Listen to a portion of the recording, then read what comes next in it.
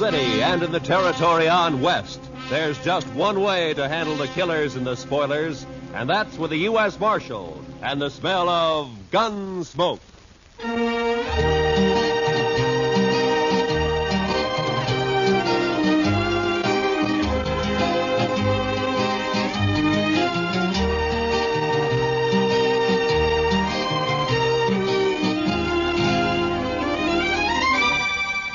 Gunsmoke, starring William Conrad. The story of the violence that moved west with young America. The story of a man who moved with it. Matt Dillon, United States Marshal.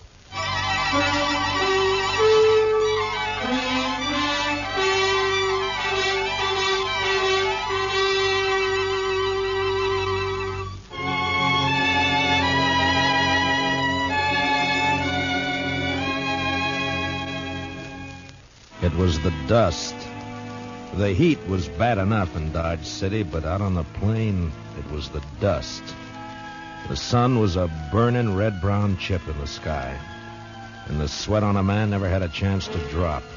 It was blotted and dried with dust. Doc, Chester, and I had ridden to old man Gore's place 10 miles out. He'd had some trouble with one of the hands. Fella had gone loco with liquor and had been shooting up the cattle. We found him, stripped naked nearby on his haunches, crying, drunk over a parched water hole. Doc had got him to bed and fixed him up some. And now we were heading back for Dodge. Darn horse. Seems he's just bound to stomp all the dust in Kansas in my eyes. Maybe the marshal will buy you a camel, Chester. This keeps up, we'll all buy camels. I remember the time back in Waco when I was just Doc, a small... Chester, boy. You see something ahead on the side of the trail there? Yeah, maybe. It looks like some poor calf strayed off and dropped. I don't think so. It looks like a man. Come on.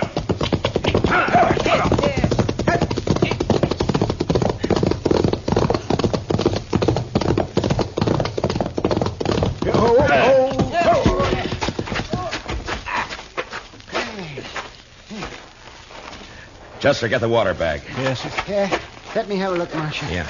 Let's see. Heat. Is he all right? Well, depends on how long he's been lying here. Here you are, Mr. Dillon. Open up his shirt, Marshal. Chester, get some of that water on his wrists. All right. It looks like an Easterner, huh? Sure not dressed for this country. Oh, no, that's better. That's better.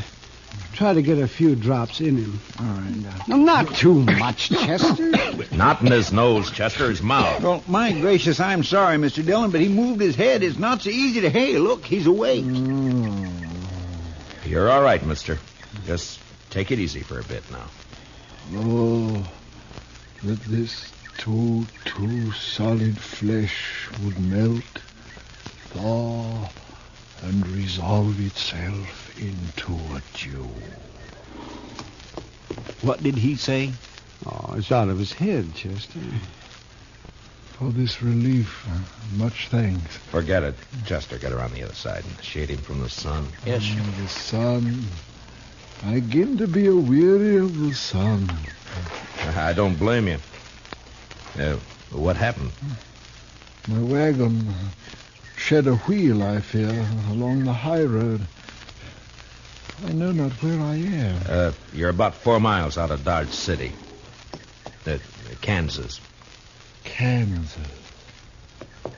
I would give all my fame for a pot of ale and safety. We better get him to town quick. He's in a bad way. Still there. You think you can make it on a horse? We'll take him into Dodge.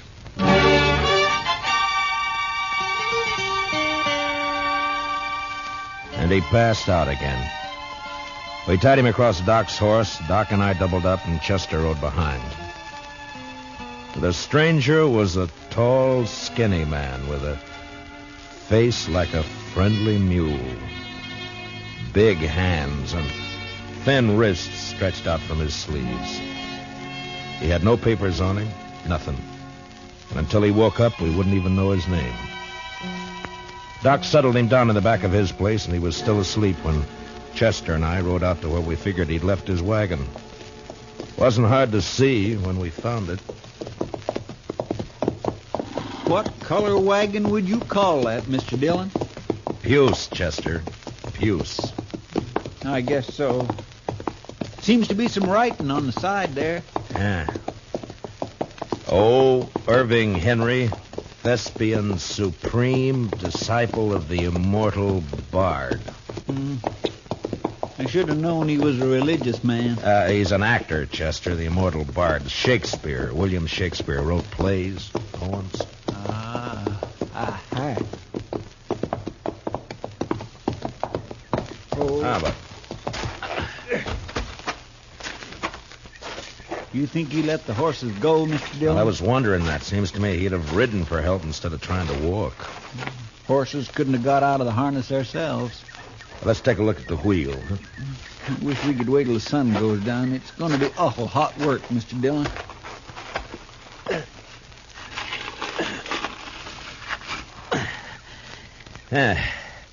It's not too bad. The pin fell out. Must be another in the box at the back. Take a look, will you, Chester? Yes, sir. I'll prop the wheel up here. Now. Mr. Dillon, Yeah, can't you find it? will you come here a minute? What's the matter?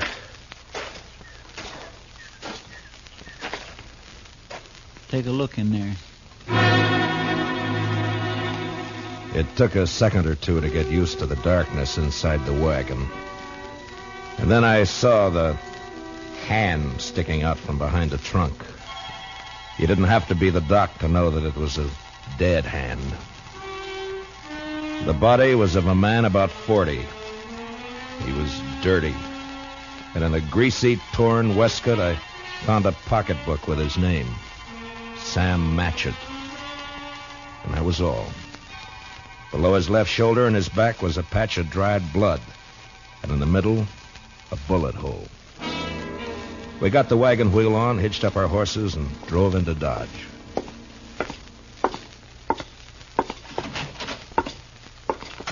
Doc? Oh, that's you, Marshal. Yeah. Yeah, be right out. All right. Get that fella's wagon fixed up? Yeah, I brought it in. Is he awake? Oh, I haven't looked in the last half hour. I was making coffee. You want some? No, thanks. Oh, it's a funny thing about coffee. When it's hot weather like this, drink it scalded and it makes you feel cooler outside. Look, Doc, I got to see that fellow. I want to ask him a couple of questions. Oh, that's so? I found a dead man in the back of his wagon. You don't say. You better take a look. Chester's bringing him in the side. Oh, sure. You want to go on back? Yeah, thanks, Doc.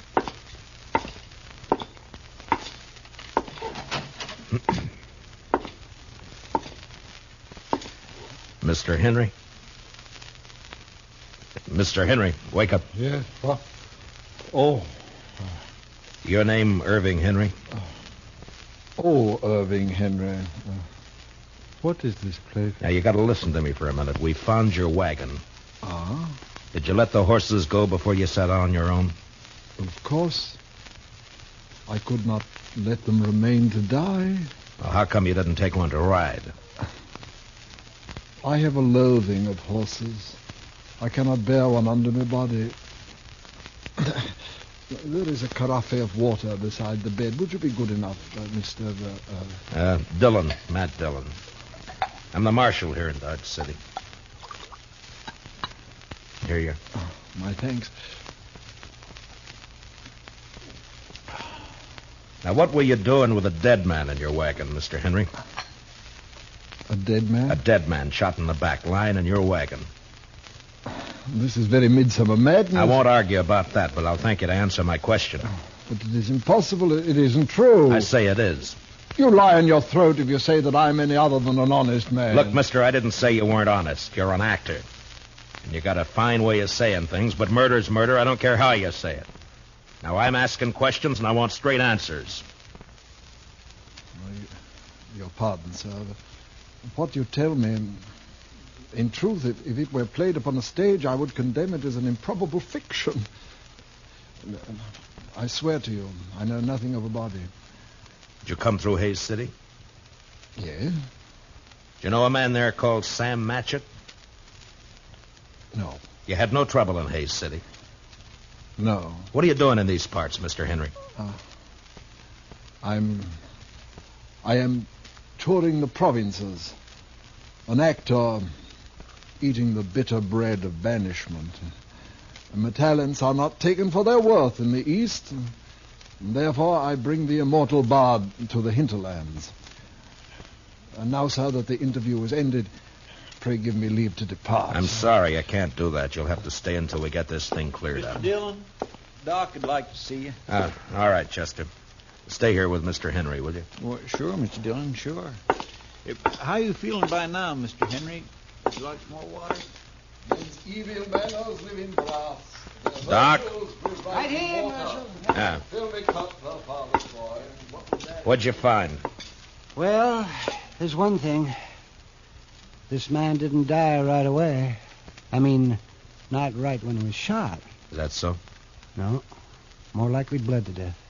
Inside. Uh-huh. You think he might have been able to climb up in the wagon after he was shot? He might. There's another thing. Yeah? You see the way he's dressed? Now, you take a look at that. What the... Help!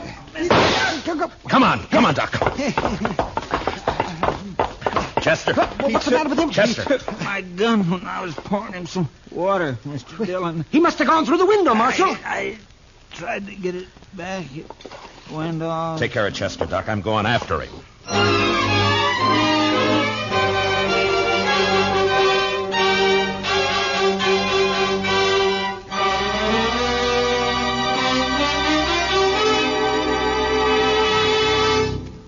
We will return for the second act of Gunsmoke in just a moment. But first, do you know how old the school building in your community is? If it's over 25 years old, the chances are that it's woefully inadequate to the present demands on it. Certainly thousands of schools all over America are unable to meet the needs of a greatly increased enrollment. And all our school children will suffer unless all of us work actively to improve conditions. Join with the groups in your community working for better school conditions. Remember, better schools build a stronger America. Now, the second act of Gunsmoke.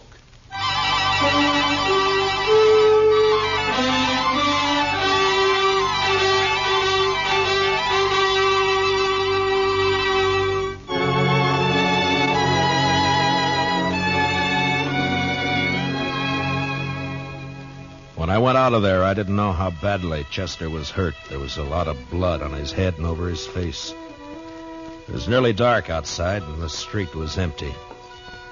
It was supper time. I could see the women through the windows getting food ready. The kids were inside, too. Sure looked peaceful.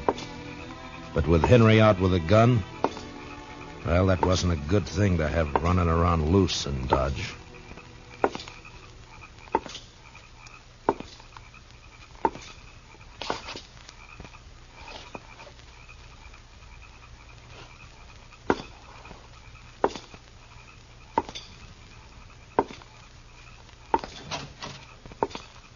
Evening, Mr. Dillon. Did you see a man run down the street, Miss Fletcher? Why, no. Well, you better get inside and lock your door. Don't come out again. There's a killer loose.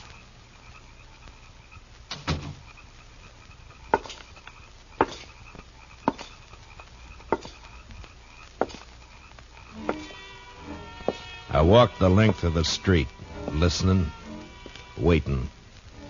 And when I got to the end, there was nothing. He hadn't taken a horse, I'd have heard that. And in a way, I was sorry, because if he'd tried to hide and dodge, there'd be no way to get out of shooting that wouldn't get women and kids hurt. A breeze came up and swirls of dust flew around, and then settled as the air became still and hot again. I went back to Doc's place.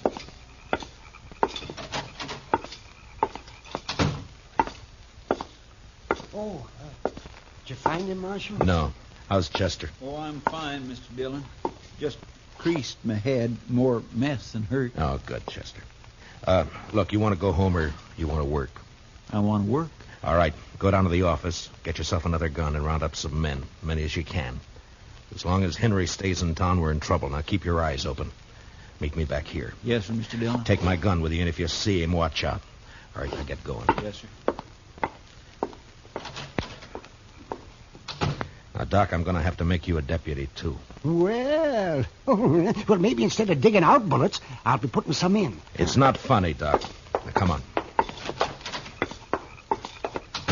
All right, we'll start here. I'll take this side, you take the other. Get the men to go through their houses and tell them to look for their horses.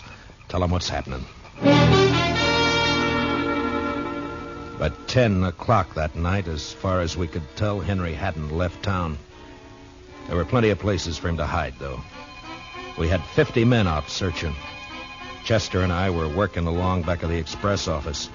There were a couple of houses there we hadn't covered. You wouldn't think a man like that'd be a killer, now would you, Mr. Dillon? I never saw a man yet couldn't be, Chester. Depends on your reasons for killing, I guess. Now, let's take a look behind these boxes. Huh?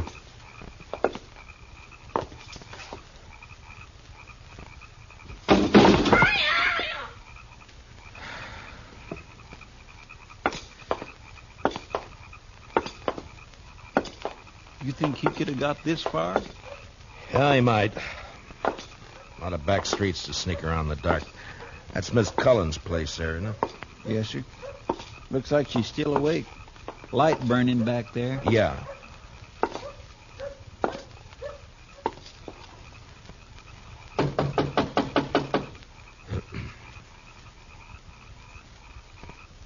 Seem a bit cooler to you tonight, Mr. Dillon? Yeah, a bit.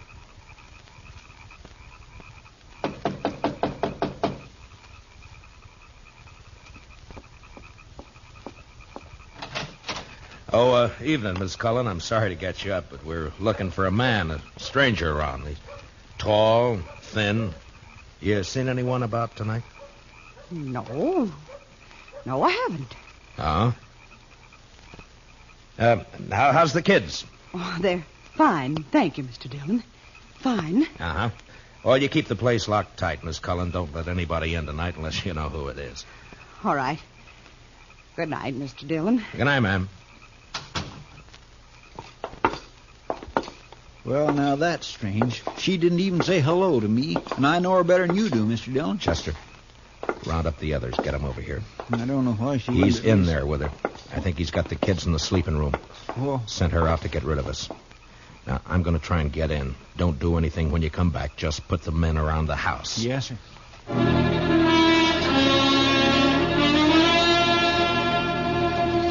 I'd seen Miss Cullen make a move with her head, and her eyes said the rest.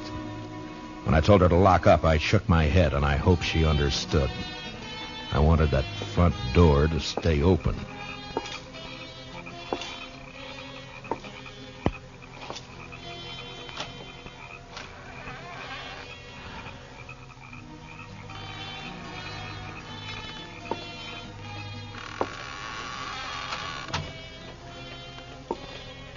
Keep my promise as soon as I can. He was in there, all right. I could hear him. I wanted him alive, but I wasn't going to risk hurt to Miss Cullen or the kids getting him. Please. I did what you asked. Don't hurt the children, please. They will never know this night. And in the morning, when they're awake... What's that?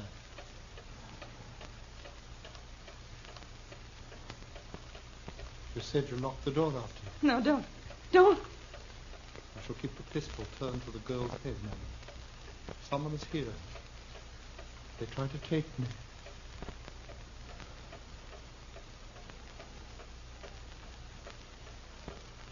Who is it? Who?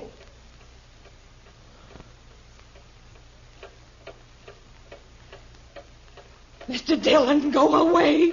Please. He'll kill us. You lied. You lied. Oh, tiger's heart wrapped in a woman's hide. Listen to me, Marshal Dillon.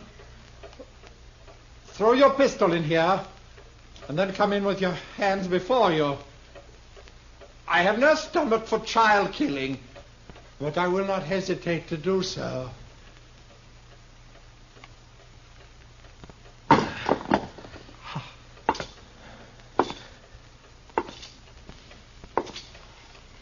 Now give me the gun, Henry. No, You won't be able to get out of this. I must. There is living to be done. You know that fancy talk isn't going to help either. Now, why don't you climb down? What happened to Matchett? Nothing happened to Match. Why'd you kill him? I didn't. In 5 minutes or less, there'll be 50 men or more around here. Now, what are you going to do?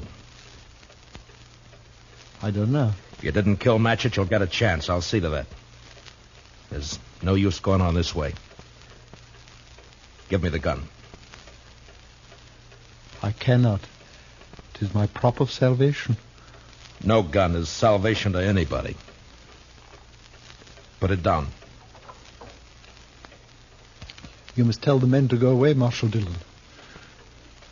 I'll have to take one of these children with me for my protection. No!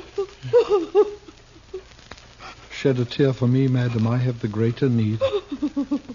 You do a lot of talking, mister. I'd like to see you turn the gun away from that kid's head. That'd take more than talk, wouldn't it, though? I have no skill with such a weapon.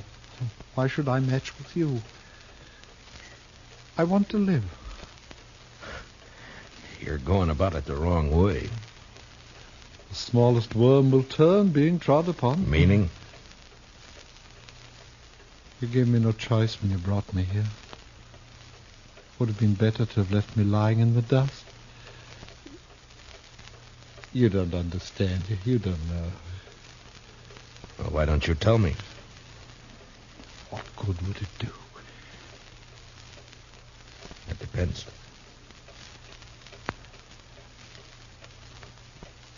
My life has been the theater. As a boy, I was a student of Shakespeare. You would look at me. Who would accept this face for Hamlet? This ill-shaped body for Romeo? His speech has become my speech, but when the fools only look, they cannot listen for laughing. There have been ugly men before you. It hasn't been cause for murder. Why'd you kill Matchett?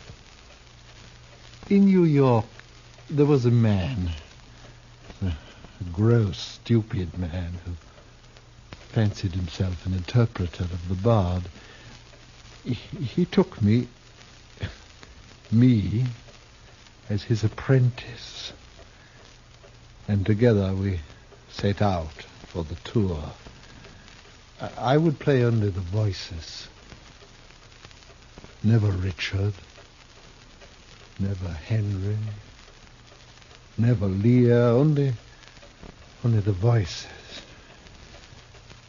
Whilst he, stumbling, drunken, he muddled and tore to a tatter the words that I should have spoken. You killed a man because you wanted to play a hero? How easily murder is discovered. Yeah, sometimes, I guess. It was yesterday. We were leaving Hayes City. We'd played there for 2 days, and it made me a laughing stock. It was night, and he became drunk and threatened to leave me in the next town. I made him stop the wagon, and taking up a pistol, I shot him. He did not die at first, and when I saw what I had done, I wanted him to live. And I put him into the wagon, and I drove on, hoping to find a doctor. Then, as the night passed, I saw that he had died. And I was afraid. The wagon broke down? Yes, I put my purse into his clothes and took his name for mine. How I've hated the name of Sam Matchett. But you wouldn't understand.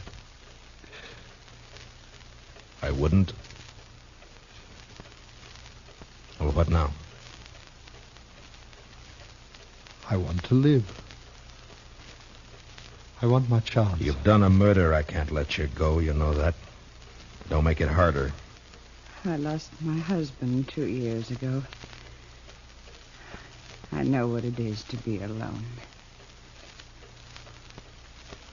You've been alone, haven't you? I'm sorry. But you killed someone. We may pity, though not pardon, dear. I'm going now, Marshal. If you walk out of there with your gun, you're a dead man. Death's a great disguiser. I must have my chance. Don't do it, Matchett. There'll be killing. Madam, forgive me. I would not have harmed your children. Matchett, put down your gun. Let me go my way. Please. There are a lot of men waiting for you out there, Matchett. You know what'll happen if you open the door.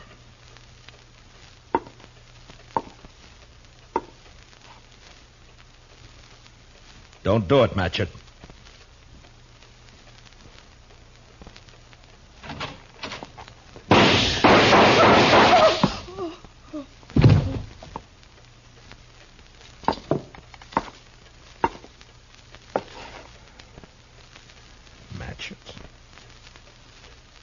Sleep, perchance to dream. Aye, there's the rub. For in that sleep of death, what dreams may come.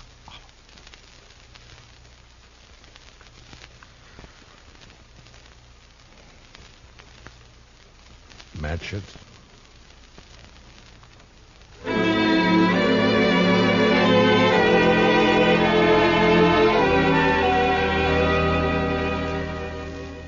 He knew he was going to die. The minute he opened that door, he knew it. And maybe he wanted to, because he fired first, a single shot. We buried him in back of the church, and I found some words in a book to put on his grave. He that dies pays all debts.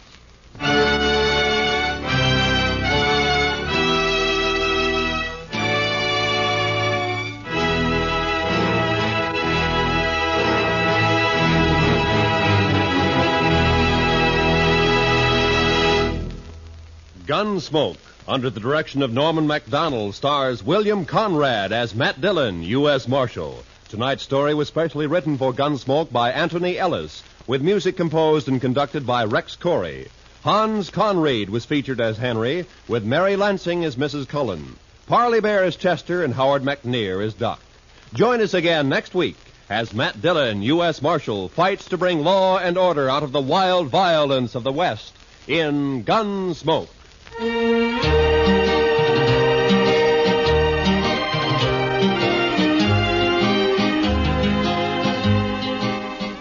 Roy Rowan speaking. Remember, Gangbusters going to action Saturday nights on the CBS Radio Network.